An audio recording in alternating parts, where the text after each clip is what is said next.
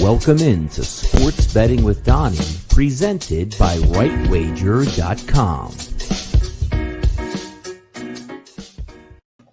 Welcome into Sports Betting with Donnie, presented by RightWager.com. It is Wednesday, Hump Day, August 12th, 2020. Another exciting episode to get us through the day. And boy, do we have a day going on out here. If you follow me on Twitter at RightSideVP, look, we got hockey. Right, look, as I'm opening the show right now, supposed to be dropping the puck on the NHL. Full day of NHL, morning, afternoon, and night. The NBA, afternoon and night. Major League Baseball goes at 1 o'clock today, all the way through till late night. Nice hump day during the week. We deserve this. We deserve this as much. And a lot of topics to go over today as we mull over what's going to take place in college football, how Major League Baseball is going to play out here. Will the Cardinals ever get back on the diamond? But I do want to thank you guys for tuning in and watching the show. And again, big news this weekend. As you know, RightWager.com, we get it going. August 15th, 5 months after our last wager on the site, which was the Syracuse team total in college basketball before they shut it down. We'll be back in effect, back to our winning ways. Last year in baseball, 80 and 60 on team totals. I'm going to crush it the rest of the summer, right leading into football season. But we got a nice show stacked up today. We'll talk a little bit about Dame Lillard, 61 points. We'll hit the MLB Major League Baseball card today. Some thoughts on college football. Let's not waste anything further. Let's get into the show right now, baby. These are your Sports Betting with Donnie hot topics of the day.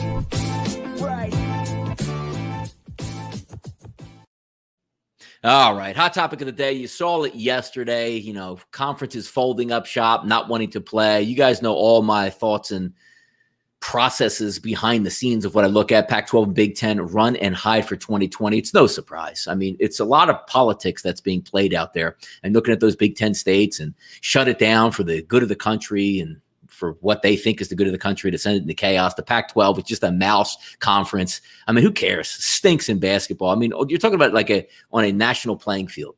Who cares about the Pac-12? Who cares about the Big Ten? And I feel bad for Ohio State, because Ohio State's a football factory. They deserve to be playing. But if I have to deal with Beth Moen's noon football telecast on ESPN in a 3-2 battle between Iowa and Northwestern, setting back college football 150 years, I don't need that. And you guys know my stance on college football here. As long as the SEC plays, that's all we need. I love the MAC. We don't need the MAC. I love Conference USA. We don't need them. Sun Belt, don't need them. Don't need them at all. Big Ten, don't need them. Who cares if Nebraska, even though Nebraska's fighting the good fight, who cares if Nebraska's playing, Iowa's playing boring-ass football, Northwestern, Rutgers, who gives a damn? And isn't it nice to see Penn State not play? But I guess the biggest part about the Big Ten not playing is you get a little bit of enjoyment now. Because I say this because I do want to see Ohio State on the football field because they're a really good team. But, you know, Buckeye Twitter not playing while the SEC is playing, going to make for some pretty good substance here on Twitter. So I'm kind of looking forward to that. But again, Big 12 gone, Pac-12 gone. You effect is going to fall. And yesterday, the SEC and the ACC come out like, whoa. Like Duke's lead doctor that's advising the conference. Like, dude, we're good to go, man. Like, we're listening to the science and data. Those other schools are playing politics. Science and data says kids are healthy on campus. They're in better shape on campus. They'll be taken care of better on campus. We want to protect our players and keep them on campus. So now it revolves over to like the Big Ten, the Pac-12. So when you have a 5-star recruit who is your son, and they come into the living room and Michigan sits down in front of you and goes, you know, we're going to run and hide at the first moment of the sniffles over the next couple of years, and we might cancel an entire football season. Please have your son come here. Have your son come here. And the dad, who would be, I'll play the dad in that part and be like, well, let me get this straight. My son is safer on your campus, working out with his friends, and being tested 2 to 3 times a week and getting world-class health care than being at home with me where he could infect me and my family. He's going to hang out with his friends. They might spread it around. I would much rather my kid be on campus, and the Michigan Big Ten coaches, Nebraska coaches say, hey, you know what? We don't listen to science and data at these schools here. We play politics, and we know that your son is probably better off on campus, but it's very important that our political views get in the way of your son actually being healthy on campus. Please come to Michigan. It's not going to fly anymore, man.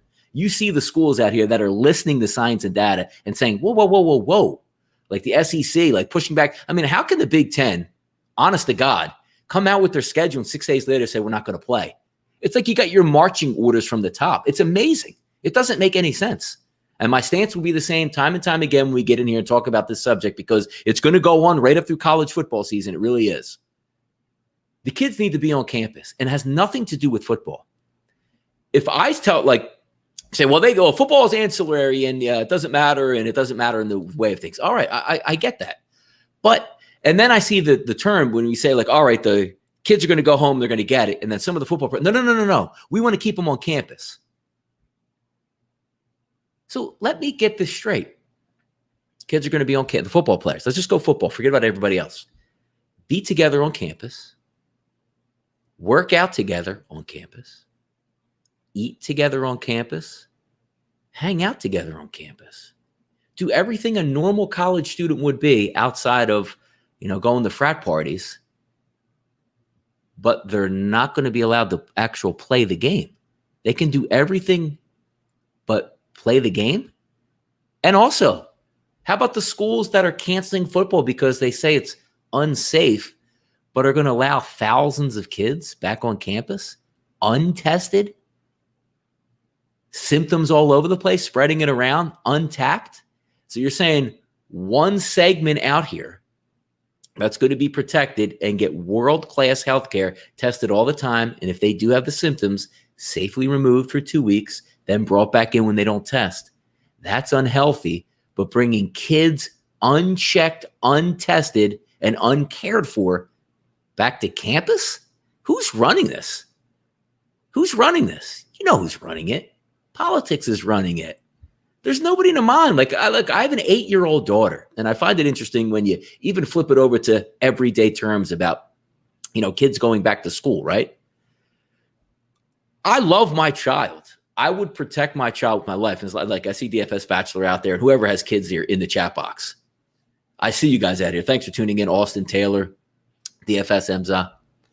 But I love my kid to death and would provide for them at all costs and step in front of a moving train to protect my daughter from any harms in any way. And you guys out there with kids know exactly what I'm talking about.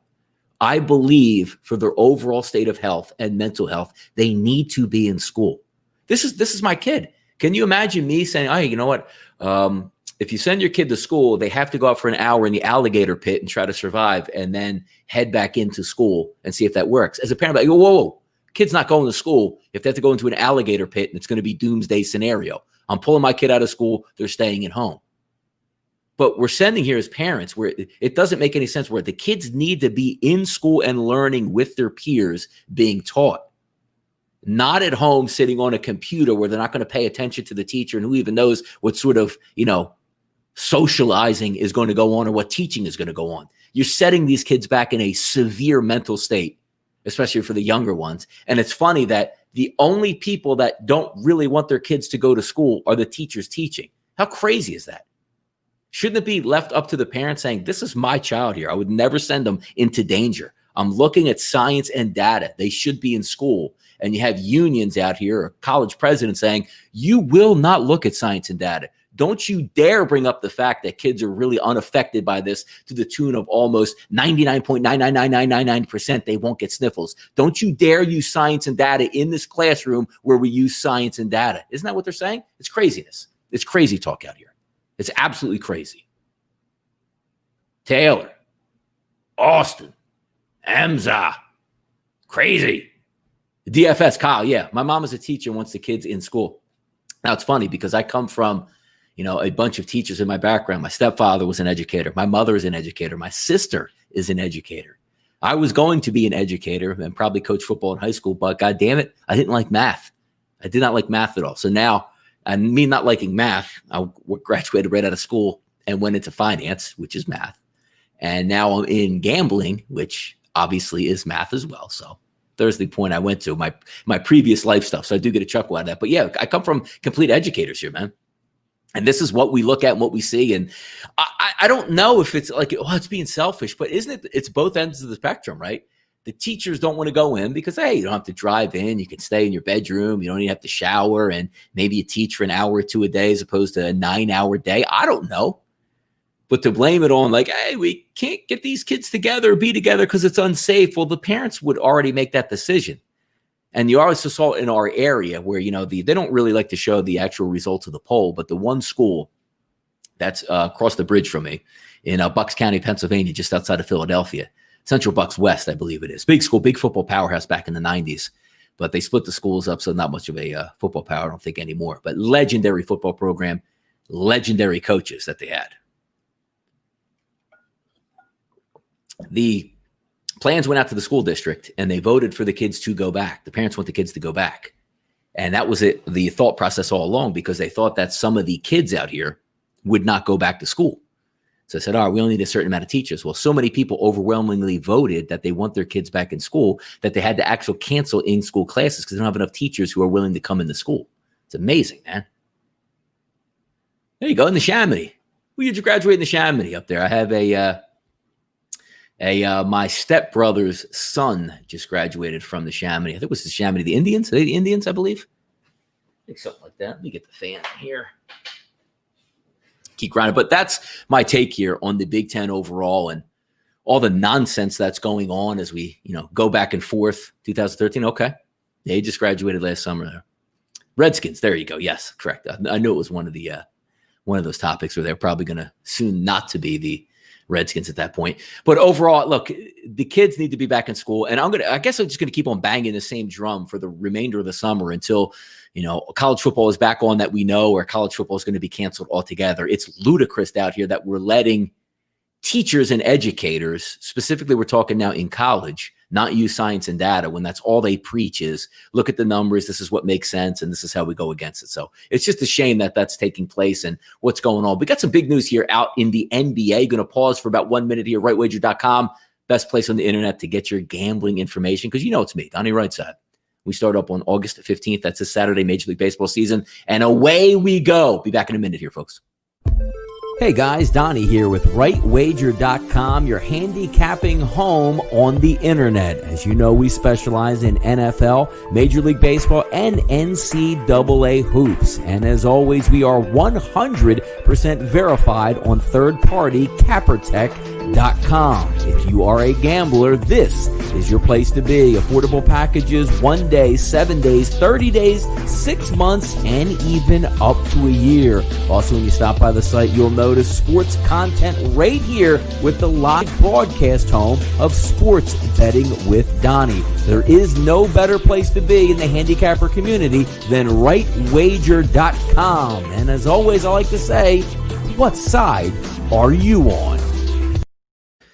Welcome back into the show, Sports Betting with Donnie, presented by RightWager.com. It is August 12th, 2020. And how about news coming out today? Some interesting stuff with Barstool signing prime time Deion Sanders.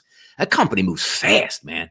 Like you just hear like a little inkling of, a big name that's out there who's saying, I'm unhappy here. And boy, they swoop in fast and get those guys. So a day or two where you see, prime time saying, I'm not taking a pay cut. Next thing you know, he ends up at Barstool and gets on that platform network. They've done it multiple times. Like when Barstool really wants you, man, they close that deal fast, happens overnight. And it's a good pivot move for Barstool.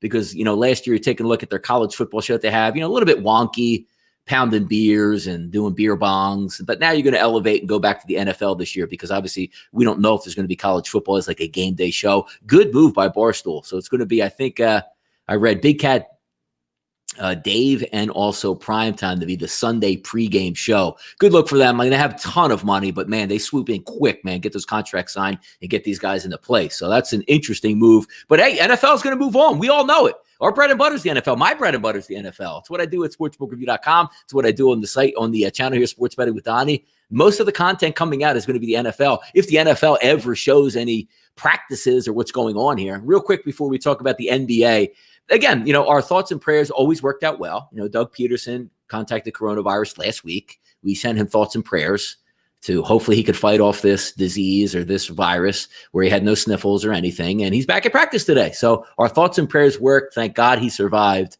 the coronavirus, as just about every single person on this earth does if they contracted under 95 years old and with emphysema. So that worked out well for us here. Let's talk NBA bubble here. How about this? Dame Lillard dropped 61. I got a question because I don't bet the NBA. And to be quite frankly, outside of the Sixers and not even the past couple of games, I like to watch Sixers games when they matter. Playoffs, a lot of fun. Joel Embiid should be healthy for the playoffs after turning his ankle a few games ago. Ben Simmons probably not coming back, but I'll still tune in. It's still fun. It still means something. I'm not really that invested in the bubble because 9 out of every 10 games looks like I'm watching it don't matter. Like maybe the Trailblazers matter and the Mavericks matter, but outside that in the bubble, nothing matters. But I am kind of intrigued by how much scoring is taking place in the bubble. Dame Lillard dropped 61 points and barely pulls out a win against the Orlando Magic. And I saw, hey, a great game, do this. I mean, look, that's not what I get into. But again, playoffs are different. I really enjoyed the past couple of years with Cleveland and Golden State in the finals. I like that stuff. I wanted LeBron to get through the East because it's an intriguing matchup, and you want to see him going up against the best with Golden State. That's fun to watch. Last year was kind of insignificant. The Sixers get knocked out in Game 7 versus Toronto. Toronto catches a lot of breaks. Joel Embiid in that series, hurt in, out, in, out, in, out. If Embiid's healthy that whole series, Toronto doesn't even make it past the Philadelphia 76ers. But then they get to the finals and a hobbled, injured Golden State squad, they win. So it's a little anticlimactic. Maybe it'll be a little bit better this year. We'll see who comes out of the East. Maybe it's Giannis and the Bucks. Maybe it's Toronto. Maybe it's the Celtics. Who knows? But going up against one of those teams in the West, you want to see at least the Clippers or the Lakers in the final. So it's a fun finals you could watch. And it's nice to see, LeBron gets a lot of lightning rods here. You know what I mean? A lot of lightning rod situations, which is good because if you hate LeBron, you watch. If you love LeBron, you watch. And I do hope LeBron James gets into the finals, or at least the Clippers. It's nice to see Kawhi, Paul George, and all that stuff. But anybody else, there's a couple of things I root against, and that's the Houston Rockets. I root against them to make the playoffs each and every year. So, but not with Westbrook. Biggest loser in sports is Westbrook. So we'll see how he progresses. But that keeps it fun. Like you need rooting interest, right? I root against Westbrook to go down because I think it's funny. I root against certain players because it keeps my interest in here, as long as my Philadelphia 76ers out here. Also, Marshall says Clippers Heat. Heard it here first. Yeah, Jimmy Butler, man. He left high and dry the city of Philadelphia because Brett Brown stinks as a head coach. If Sixers are ready to sign or wanted J.J. Redick back, he bolts. Like the minute free agent the clock turned 12:01, he was going to New Orleans. And that just goes to show you that people escaping. Like, Jimmy Butler going to Miami, right? Not really a championship destination at this point. Back with LeBron and Dwayne Wade, it was. Or, even, as I said, with J.J. Redick going to New Orleans, team stinks. And he bolted in the middle of the night. Usually would say, hey, man, Ben and Joel, generational type talents here in the city, but my coach is so bad, he's so stupid that I have to leave town. It's kind of funny, man. Dang it. But anyway, we'll see if that happens and see what takes place. But when does does anybody in the chat boxes know when the actual NBA playoffs start? This whole bubble that was built just for Zion is melted in there. And now we're waiting. And also, Dame Lillard dropped 61 points. That's, pretty cool feat to do. But how about the bubble guests coming out today? Adrian Wojnarowski for ESPN reports that, they're going to be allowed to have people in the bubble. I don't know if this is a good thing here. Thank you, Kyle. 8:17. So coming up soon, about a week, less than a week out. But allowing people in the bubble, it's worked so well. And you see guys like on Twitter, I can't believe the NBA is going to Florida. It's going to be a mess. Look at Florida. It's a hotbed for Corona. It's only a hotbed for Corona for the general public that's out at, Disney World. Even though I know the NBA isn't Disney World, but I'm talking about in public settings, on the beach, going to parties. We have problems with that here, even though there's not many outbreaks here in the state of New Jersey, but people are getting together by the hundreds at pool parties left and right. There's gyms that are open in New Jersey that are just defying the state's guidelines. They don't care anymore because the government, hey, if we wear masks for another 2, we've been wearing masks for 5 or 6 months already. So obviously that's not really working here in the United States. But yeah, Florida in the bubble. Now you're going to let more people in. I guess they're going to go through the same testing. And I don't, are they begin to get held for like 10 days before they can go into the bubble? Or are they just going to get like tested and moved right into nice little apartment, the presidential suites that I guess they have at the Grand Floridian for the Lakers. LeBron gets to bring in some family members. I don't know if it's a great thing to do, but then again, a lot of NBA teams are leaving the bubble over the next week. So maybe I say, hey, look, you guys have done really well in here. We kept the coronavirus down. We're going to test every day. We'll test your family members every day in here. They probably can't be around the team, so to speak, but you're still bringing in that little inkling of maybe a perforation in the bubble by adding more people in. I thought it's worked out really well. It's been great in Canada. The NHL players aren't allowed to leave and go out. Nobody's testing positive. Same thing in the NBA. Major League Baseball has its act together if they can just contain the St. Louis Cardinals, which had another round of testing go through and didn't have anybody test positive. So they are shooting for Friday to get back on the Major League Baseball diamond. And also we talked yesterday a little bit about the Major League bubble that they're thinking about the playoffs for. And that makes a lot of sense. It really does make a lot of sense. Because you can't risk any, what's the word I'm looking for? Not damages, but you really can't risk bringing other people in when the money is the money at that point, and you can't have any delays. You can't sit a team out for 7 days in the playoffs because you'll break the entire system down. So I do like the fact that that's actually going to be in place as well.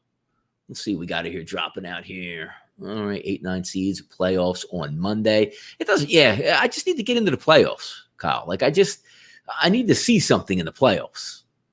All this, it's nice to see basketball back on the court. It's nice to see anything back when it's been going so long. But when the games don't matter at all, I dip out because most of the general public has the same wavelength and same thoughts and processes of what I have. And that's like, if I really didn't like the NBA regular season, am I really going to watch more than one game in the bubble? Like, it's nice to see it back. It's the same way my thoughts are on the preseason football. It stinks. It's boring. And it's saving people a lot of money right now. Look, you want to think those stimulus checks that are coming out for, you want $600 extra a week on top of your unemployment. That's all fine and good. You know what's saving those guys more money? Not being able to bet the preseason. We have no idea who's out on the field. None. So the best stimulus this economy has ever seen with families being able to pay their rent and their mortgages is not allowing the preseason to take place in the NFL. That's the best stimulus plan I've ever seen the United States ever have, is not allowing people to actually bet on the NFL preseason. So you got like Trump or whoever the next president, if there is somebody after Trump here, if he doesn't win, they need to sign in the legislation. There will be the best stimulus plan. Like, we don't have to raise taxes. We don't have to do anything. If you want more money on the people's table throughout the United States, just cancel gambling on preseason anything. Preseason NBA, spring training, Major League Baseball, NFL. Imbeciles bet that stuff. Imbeciles bet that. So take the imbeciles and say, look, I'm not even going to allow you to buy this. It's like a crackhead going into a convenience store and he has $100 in his pocket. If there's no crack in the convenience store, he can't buy crack. But if there's crack in the convenience store, he's going to spend his $100 on crack. Take it away from these guys. Take it away from the degenerates. If the degenerates can't go out, if an alcoholic can't get to a liquor store to buy liquor, he's not going to be able to drink the liquor. Case in point, man. Case in point out here. Hard to bet games that don't matter. Yeah, Samson's right. He's right, man. Absolutely. And why would you want to as a gambler? Let's equate this. Right? You're going down to play blackjack at the casino. And you know it is. It's 21, man. Get close to 21 as you can possible. I got 18, dealers got 17, I win. I got blackjack's going to play 6 to 5, I win. As long as the dealer doesn't flip blackjack and you end up with a push and you don't have insurance on there. But imagine sit down at the blackjack table right now and say, all right, dealer up, put your bets out, place your bets. You place $25 chip out here, right? They flip over the cards, boom, boom, boom, boom, boom. You got 20, 2 kings. Dealer showing a 6. You wave it off, right? Dealer flips over a 10. Dealer flips over an ace. He's got 17. You got 20. And the dealer goes, 17, winner. Whoa, wait a second. I had 20 right here. And the dealer goes, I didn't tell you.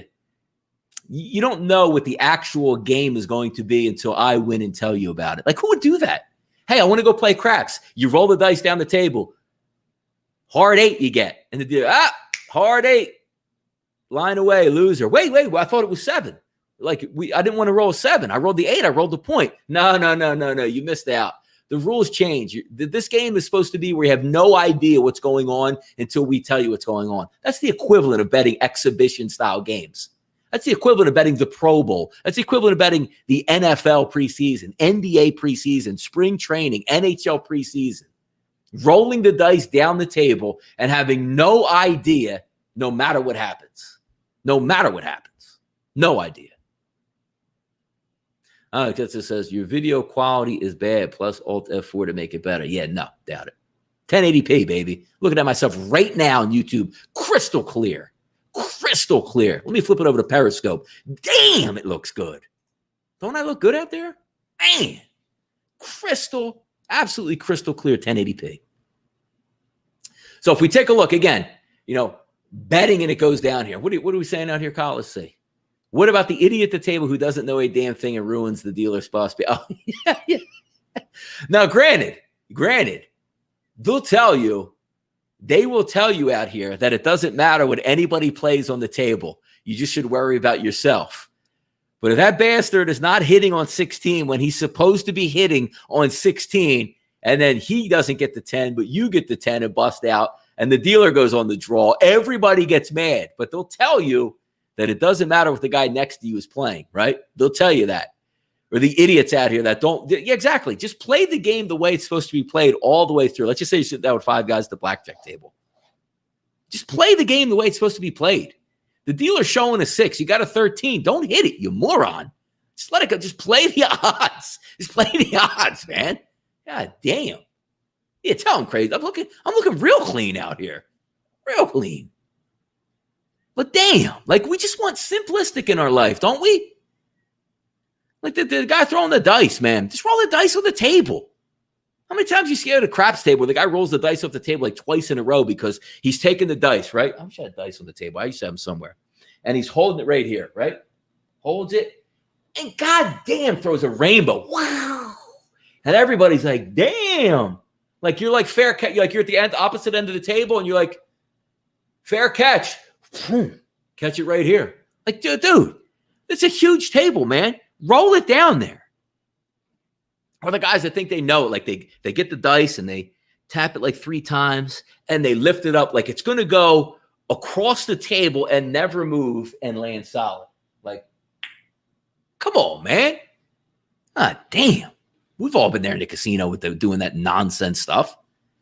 Or even if you play slot machines, which seems to be like I play more and more because my wife likes that and she doesn't want to watch me at the table games and try to grind out a profit over an hour in blackjack or whatever the hell I'm betting.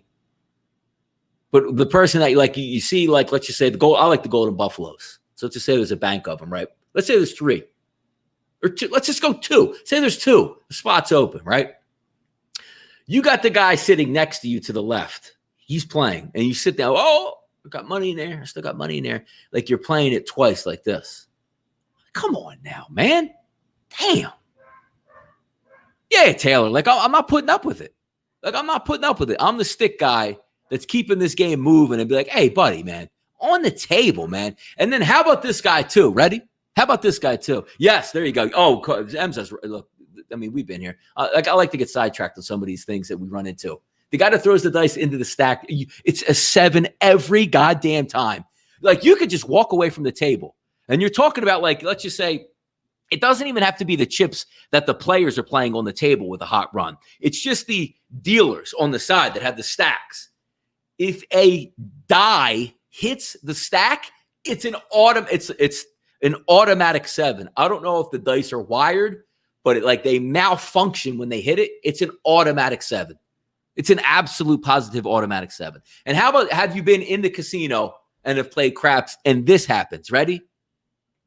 Roll the dice down the table, 6. Roll the dice down the table, 5. The dice go off the table. It's a packed casino. Somebody's kicking the dice under the table, and the shooter's like, same die.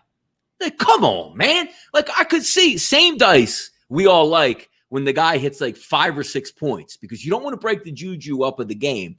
You want to stay in the game and stay in the moment and believe that karma is now on your side. But the dude who gets it, all right, shooters, well, Stickman gives you the dice. We just placed our bets down. They go off. And the dude wants the same die, and we can't find it anywhere, right? It's 3 tables down under the table, sitting under the dude on the corner who actually has the chair at the craps table. Like, come on, man. Damn. Like, give it up. Or you're at that table where it's going just a little bit too fast for your liking. We've all been there before. Or it's going a little bit too slow for your liking. Now, quite frankly, I like a slower craps table because my theory is I'm going to probably end up playing longer and enjoying myself. Nobody likes to be like, do you ever like that vibe at the casino where you roll up to the craps table? There's only like 2 or 3 people playing, right? Next thing you know, 2 7s back to back, unless you're playing the don't pass. or don't come line, which is ridiculous. You should never be doing it. I don't care if the odds are better. It's disrespectful to the casino. It's disrespectful to the stick man. It's disrespectful for the dealer. It's disrespectful to the players. Everything in your conscience is just pure disrespect. If you are a don't pass, no, or don't come line player, you are a complete disrespectful gambler, in my opinion. Disrespectful. But I like the slower game. But boy, I'll tell you, you get on those dice where it's the stick man, the pit boss, the dealer, and just you out here, odds are against you, man. Even though the dice don't matter how many people are on the table, those odds are against you, man. You are throwing dice like you are on fast forward, man. They line you up, and I think they get a joke out of it, like, I'm going to blow this guy away. Like, let's just say you cash in with like $300, $200, whatever it is, at a $5 table. Their goal is to try to absolutely blast you off that table, make a joke when you leave. Like, they hit like the buzzer, right? If you had a buzzer behind you, and like, oh, hey, there comes Donnie. Throw your card down on the table. They read it like, I'm going to bust this. I'm going to bust this guy out in like 5. Let's see if we could set, boys, let's see if we can set a record today on this one. They hit the timer. You're throwing, like, the dice are coming back so fast. It's like this. It's like you're throwing them like this. It doesn't matter how many points you get. You look down, you're always losing. So a nice packed table is not only because usually people are winning because they're going to stay at the table, or unless there's only one table at a casino, they're just being lazy, and you got 3 rows behind it, so nobody wants to leave whether or not they're getting their bank account drained or not. But I like a nice packed table. Slow it down. Get your bets ready. Take a look around the table. Your wife's bugging you for slot money. You know, you're looking over there at the drink girl, or this table's cheering over here. You can get the whole science of the casino in at one. Yeah, done in 60 seconds, man. I'm telling you, like, that's like, sometimes you want to play crap so bad that this table is packed, the other table has nobody there. And we're not even talking about like a $100 table, $25 nickel table, whatever, just a $5 table. Like, you know, you don't want to go there because as soon as you put your money down to play by yourself, it feels like all the cameras, like, you know, how they have thousands of cameras up on the ceiling. It feels like every camera is like, dude, let's make an example out of Donnie Rightside right here. Let's make an example and show him that we can take all his money in 5 minutes or less, because if you usually get a packed table and, you know, guys are winning at least a little bit around the whole block, the game, you got to pay out. The dice roll. You get that, you know, even with a drink, like, how many times have you been at a craps table or at a blackjack table when it's just yourself? When it's just yourself.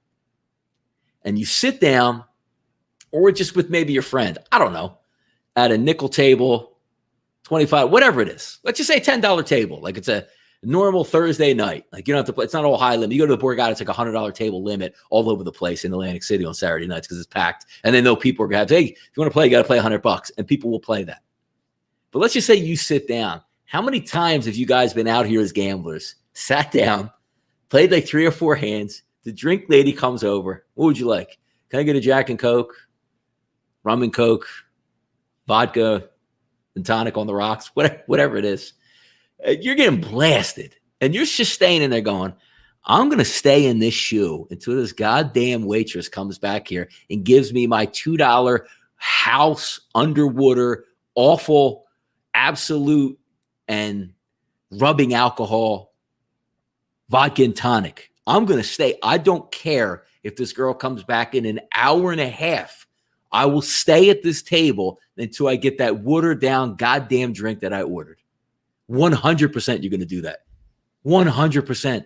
I've done it so many times. I'm talking even when you sit down, like, let's just say the wife sits down with a $100 bill, puts it in a slot machine. Drink lady comes by. What would you guys like? She wants a wine. Again, I want a Jack and Coke.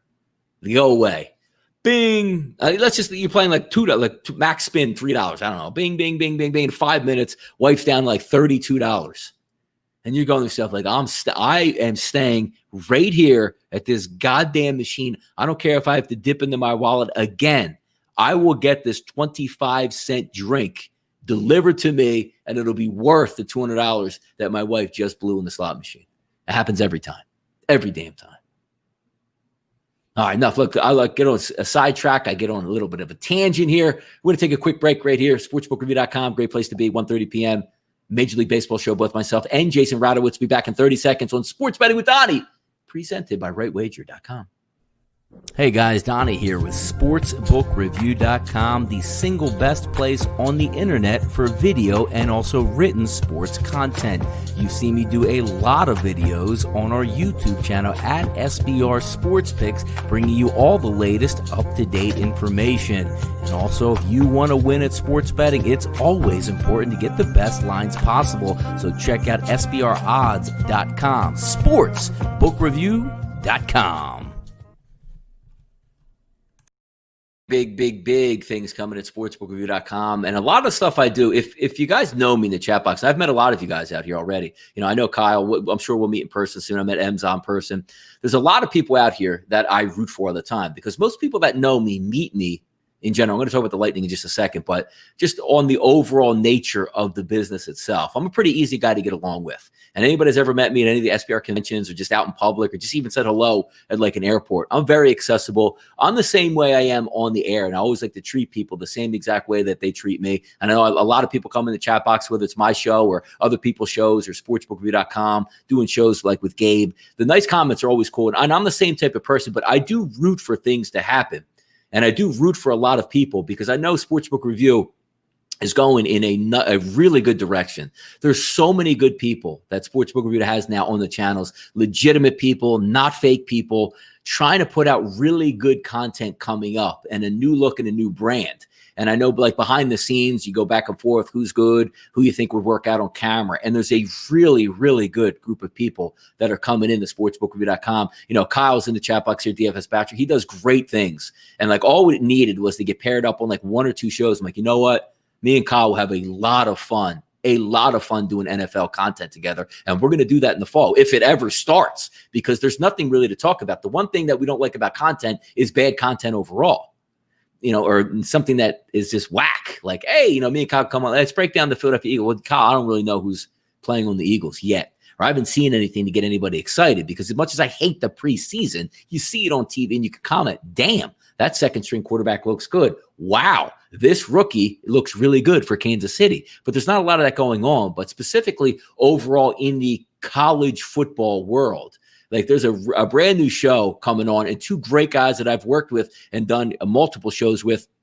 You know, we were doing back when, you know, sports just shut down, the roundtable videos with Chris and Gary coming on to talk college football. And for the life of me, you know, they get signed, they're coming on, they're ready to do stuff. They're even doing stuff right now on sportsbookreview.com.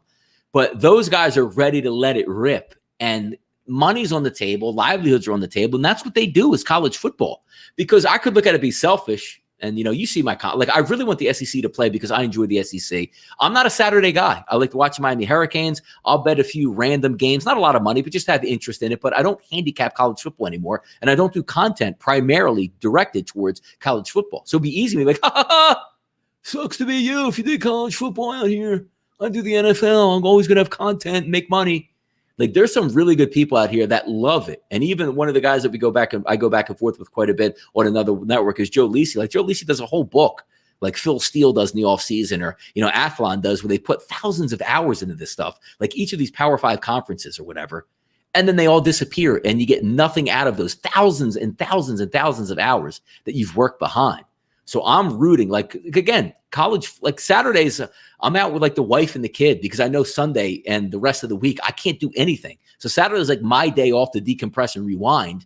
So I go, I don't even care because I don't watch football that much on Saturday, which I do watch football on Saturdays. I do bet it and I do enjoy it because I'm a Miami Hurricanes fan and I like to watch the SEC 3:30 game because it's usually a monster matchup, or LSU and Alabama at night, or Auburn and Alabama in the Iron Bowl. Those are awesome. I love that stuff. But just for the people that are coming on board, I think it's really important to support them.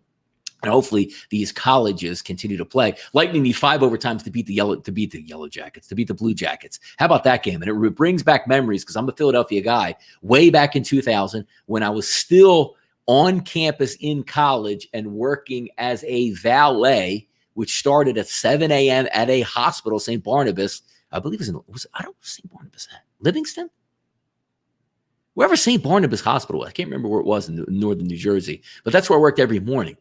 But I would wake up in the morning, work out, go to work all day, run back and forth, and then hit the gym again in the afternoon, like around 5 or 6. So I was exhausted by waking up around 6 a.m. every day, getting the shower, driving out through that nasty North Jersey traffic, then going to work as a valet for 6 or 7 hours and running across the parking lot nonstop. I remember going to sleep that night. Flyers were my love of my life. I love the Eagles, but also the Flyers at that time were awesome. The Eric Lindros era. But they were playing the Pittsburgh Penguins in that night game. And I remember I couldn't stay up any longer. 2:00 in the morning, I fall asleep. And I remember the sweat dripping off of my face when I woke up in the morning, not knowing who won that Penguins-Flyers game. Because the Flyers had dropped the first 2 games at the Wells Fargo Center to go down 0-2 and then went to Pittsburgh. Picked up the first game win to make it 2-1. So this was one of those games where if they lost, you go down 3-1. It's pretty much a wrap at that point against the Penguins, the Jaromir Jagr Penguins. But they had won that game. And I remember waking up and turning on Sports Center and literally with my eyes shut, peeking through, I hope they won. And Keith Primo scores the game-winning goal to put them up and go 2-2. And they win the next 2 games in that series. I believe Andy Delmore had a hat trick the very next game back at the Wells Fargo game in Game 5. But they were able to win that series. But heart-crushing, devastating blow that year in the Eastern Conference Finals versus the New Jersey Devils. The Flyers got up 3-1 and blew that. I can't believe they blew that lead. A 3-1 on the Devils. They would end up winning a Stanley Cup that year, but not to be. That's the year that Scott Stevens finally put the lights out on Eric Lindros with a devastating elbow drop. But what an interesting game. And it's amazing that 87, 90, whatever the kid had for Columbus, 90 saves is absolutely outrageous. But it's one of those events that if you're not a hockey fan or if you don't like hockey, and the same thing, if somebody doesn't like the NBA or, Major League Baseball or NFL, who doesn't like the NFL? I have no idea. But you tune in, you see it on Twitter, it's overtime. Oh, that's pretty cool. I usually tune in because in the playoffs, which it is now, you want to see overtime hockey. It's the greatest thing in professional sports. Second overtime, third. You just want to be a part of it. Yeah, I watched that game. You don't want to be a fool, right? If that was that game with 7 overtimes, I didn't even tune in for a little bit. You want to be part of it, man. You want to tell your kids someday, hey, man, when I was older, I watched that damn game and it went 7 overtimes at 4 a.m. and all that stuff and all that good stuff here. Let's get into a little bit more Major League Baseball card here. Let me see if I can bring up the stream on here. There we go. So we got a baseball card today. Just a little bit of factoids from yesterday. Really disappointing. I take the over 4.5 with the Detroit Tigers yesterday. They only get the 4 runs. And quite frankly, they should have had more than the 4 runs because you can't go one. Come on, man. 1 for 8 from runners in scoring position. I can't get a 2 for 8. Come on, man. Just do something. But anyway, that one goes down. But I'm having some good luck on our 5-pack that we pick out during the actual, while we set up the games itself. And I'll tell you the one thing that yesterday just really, again, sticks out is the Philadelphia Phillies bullpen. Doesn't matter what happens, whatsoever. As long as you have 1 inning, all you need is 1 inning. If you're shut out, I need a team total like the Orioles were yesterday at 3.5. Zach Wheeler's a pretty good pitcher. I think they actually got 3 off Zach Wheeler by the time he exited the game. Then the bullpen comes in at 7, 8, 9 extra innings, just implodes. Now, it didn't help that the Phillies defense was abysmal, literally Little League-like. If you watch that game, you saw a pop fly in the 9th inning where nobody caught it in the infield. And then you see the idiot known as Roman Quinn in center field who continuously dives forward on baseballs and lets the ball get by him. I've never seen it in my life. In football, it's time, distance. What part are we at the game? There's a man on second base. Maybe I don't want to dive with no outs because if it gets by me, we're going to take this loss. But if I at least keep it in front of me, maybe the guy doesn't score. He stops at third, and there's a guy on first. We could turn to double play, and only 1 maybe run scores. But no, you're just going to dive and let a guy get it inside the park off you there. Chicago White Sox, Detroit early 110 season. Again, I haven't looked at these games at all today whatsoever. Haven't looked at all at these games. So this is my first look overall. And some maybe thoughts, Pinnacle opens up at a 113. That now sits at 126. So some line movement going in the way of the White Sox. And it's almost like devil's advocate here for me. Or I should say Groundhog's Day. I'm taking the day before the White Sox, they can't do jack and Detroit does something. And the following day, the White Sox got 6, 7 runs on the board real quick. And I'm like, God damn it. Just chase them down. They weren't able to do that, which really pissed me off. Arizona and Colorado, Weaver and Senzatella.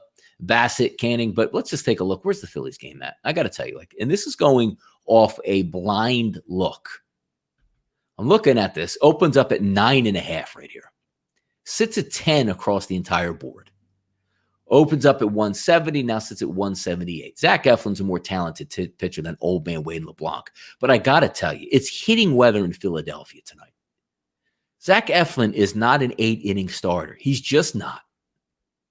Wade LeBlanc is a journeyman, spin ball, no power pitcher that's going to be playing in this small ballpark. He's not going long. So you're going to have an extended stay out of the bullpen for both teams primarily. But when you take a look again at Baltimore, if we're looking at an odds of 10, they're the dogs. Is it maybe a 4 as a team total from what we're looking at here? Gotta be, right? Like, why wouldn't you take that? Like, if Zach Eflin's best pitching performance of the year comes out, is it what? 6 innings, 2 earned runs? So 7, 8, and 9? You don't think that they can tack on at least another 2 to get you a push? And we're talking best effort here out of Zach Eflin. They might blow him up in the first 5 innings, to be honest with you. So it's just one of those things that are just keep it simple. Like when you give out yesterday, when I was just talking about the same dynamics in the game with the Phillies, the Baltimore team total over 3.5. It ends up hitting easily, but it's paint by numbers at this point. Yesterday, the Cubs minus 103, that one easy. The one I was wrong on is Atlanta got stoned, but a lot of runs got scored in that Atlanta-New York Yankees game. I thought it would stay under 10. That was a loser. The Nationals team total over 4.5. That was also a loser, and that had good hitting weather as well. Oakland and the Angels last night, we had the LA Angels team total first 5 over 2.5 minus 105. That hit in the 4th inning, but they got 4 runs, but at that point ended up cruising in that big baseball game. So if you took the over for the game, you would have lost, but a nice little first 5 innings team total wager. Got a lot more of that, but I'm pretty excited about baseball season. Again, like I'm a handicapper. I've been selling picks online for over 10 years at this point, and being off for a full 5 months and not being able to A, make money on it, but B, like just have fun in the sweat with people following your plays. Like I know we do the show at 1:30 p.m., both myself and Jason on Sportsbook Review, and it's fun. It's awesome. I love to break down baseball. Quick 30 to 35-minute show, cover the whole card, give out some plays. But if I win or lose games on that, I'm still betting it myself, but I take pride in saying, you know what? You're paying me to win you money, and I typically do that. But it's nice to get that sweat out here. It's nice to feel good because the lot can be said in this industry. Yeah, you want to keep winning. You want to make money. You want to bet your own money. But there's a big satisfaction in people that pay you for your time and you provide a service that provides a win. That feels a lot better than maybe the couple $100 or whatever you're betting behind the scenes that you win yourself. It's the same way where if you get a really good number, let's just say a team total, I got it at 3.5 minus 125. Yes, I'm just going to use that as a point of reference. It doesn't have anything to do with the exact numbers. But, somebody out there has a 4 and the game lands on 4. And like, hell yeah, 1, and it counts in my record. But you still feel bad, though, that the guy might have read, even if it's only 2 people, hey, man, I couldn't get to 3.5, I couldn't get to 4. What do you think? Yeah, I think it gets to 5 or 6 runs and they get to the 4. You still wanted them to win as well. And you wanted everybody to take care of that. But that is the way it is here on Sports Betting with Donnie, presented by rightwager.com. Thanks again for another show, about 47 minutes in. We're going to shut it down. I need to do some studying for the show coming up on sportsbookreview.com at 1:30. Both myself and Jason Radowitz, the Major League Baseball show. Everybody's been tuning in and checking it out. A lot of kind words, a lot of eyeballs on there doing big things at sportsbookreview.com. But again, we're ready to get going, man. Saturday, Major League Baseball, rightwager.com. That is going to be the place to be. I do want to thank you guys all for tuning in. Didn't ask yet, but please hit the subscribe button if you're watching on the replay. 413 now, so we're up a couple hundred subscribers since a couple months ago. I want to be on my way to 1,000 and on my way to the moon, but thanks for tuning in and also hitting the subscribe button on everywhere you're watching out, whether it's Facebook, whether it's YouTube, whether it's Periscope, Twitch, whatever it may be. I do want to personally thank you guys for doing that. We are out of here. Back at it tomorrow, 11 a.m. right here. Sports Betting with Donnie, presented by rightwager.com.